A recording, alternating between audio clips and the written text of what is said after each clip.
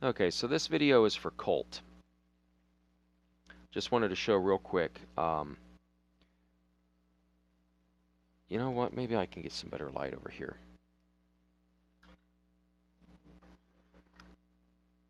without bonking it on my head. That might work. Okay, so what we have here, if you look inside that SMA connector, you can see the reflection of the three connectors. Three little wiper contacts on that black rectangular box there.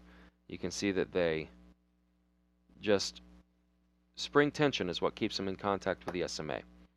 And that's enough to make good contact, and that makes this remain removable. If you do decide to remove this, you've got a couple of caveats.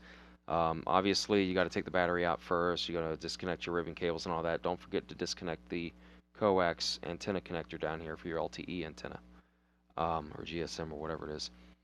When you take this out, the camera on the left here is wedged into a square, and that square is going to be a pain in the neck to get the camera out of. So what will happen when you pull the motherboard off, the camera connector will come off of the motherboard. However, if you look straight down behind that ribbon cable there that says main on it, there is what looks to be a metallic fabric. That is a metallic tape that they've put around the camera. So what you can do is take a tool, as your motherboard has been removed, you can just wedge a tool in here and very gently finagle the camera out of its home, and you can, if you do that, save yourself about 30 minutes of work. Because if that connector comes disconnected from the motherboard, you can use something like your forceps to kind of wedge it between the board and sandwich it down, but it's still a pain in the neck. Once that happens, it's easier to take the board apart and then physically connect the camera then. But then you've got all these other little micro connectors and whatnot that will want to pop off as well. And then once one of them pops off, you got to take it even further apart to put that one back on. And then once you've done that a couple dozen times, you learn what to look out for and you learn how to keep them from popping off. But first time taking this apart, if you do, it'll probably take you a good hour and a half, 2 hours. So don't expect to have your phone working in 15 minutes. But otherwise, if you can take that out without the camera coming apart, you may be able to do the whole job in 30 minutes, give or take. When you take the motherboard out, you're going to have little plastic inserts behind each of the buttons here. Those will fall out when you pull this out. They simply go back in place. You'll just have to be very careful inserting the motherboard back into place on the new phone back, When you take the USB charging module apart, you'll notice the black and red wire. Those go to a speaker. You might be able to pry the speaker out, but it is stuck there very similar to how the camera glass is stuck. There's a thin adhesive strip all the way around the speaker, and it's also one of those white caulk-like seals. So that may be a little bit of a headache for you. And when you put it back together, I don't know, you may have to find some way of sealing it.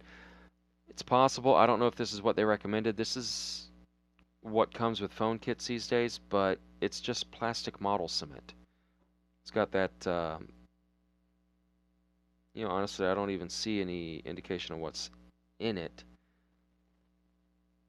It says it's high elastic, soft adhesive membrane, but it smells like model cement that I used for putting together, model airplanes when I was a kid. So I don't know how well that'll work on glass. I don't know how well that'll work on this white caulky sealant that they used. It may be worth a shot, but if you absolutely 100% must maintain waterproofness of the phone, I wouldn't take the phone apart. I don't even remember why you were going to be honest. But off the top of my head, those are the main caveats. You don't have to take the back cover apart. I just happened to have mine apart because I needed to get my SIM card out without taking everything back out again. But yeah, there's just those contacts there, the buttons, camera, speaker. I think that's pretty much everything in a nutshell. I mean, my original teardown, if you watched it, was over an hour worth of video, hour and a half's worth of video. And I don't know if you've noticed back behind the phone here, this is just cardstock, but regular plain paper works as well. This tool is a wooden dowel. I took my absolute smallest drill bit, and it was perfect size for a sewing needle. The sewing needle I cut the eye off of, drilled the hole, and shoved it in there, of course after sharpening it with a pencil sharpener. Works pretty well. It's a great little scribe, but it's also good for finagling little pieces, popping things apart like this is something like take 17, so I don't know how many times I've shown this. If I've shown it in this video already, I'm sorry. But basically, these pop up. You got a large section and a small section. Very little effort is required to pop that up, and then the ribbon just slides out. If you pry up on the wrong side, you will break it. So it's the little one that moves, not the big one. You'll need to remove the ribbon cables before pulling the daughter card out, of course. And I think that's everything. Anyway, this scribe, what I was going to show with it is making a drawing and then punching a hole where each of the screws goes. Keeps your screws in place, keeps you from mixing and matching them, keeps the right size screw in the right location. I did not do this one time, and I'm not even sure I got them all right. In fact, I'm missing a screw now because I couldn't find where it goes. Had one extra left over. But that comes in handy, keeping them all together like that, keep you from losing them. And then when you go to put things back in order, it's just, you know, installation is reverse of removal. It's late. I've been up since like 7 this morning, so I'm already not able to talk now. But I hope this helps. If not, well, you know, it is what it is. If it doesn't help you, it might help somebody else. But I'm going to leave it unlisted. If you know somebody who wants to take the phone apart, feel free to share it with them. But this isn't my usual quality, so if that's even a thing with me. But like I say, it's not my usual work, so I don't want to share it publicly.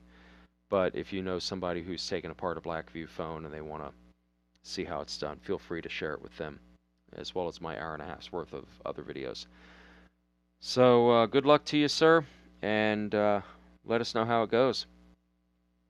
Till next time, take care.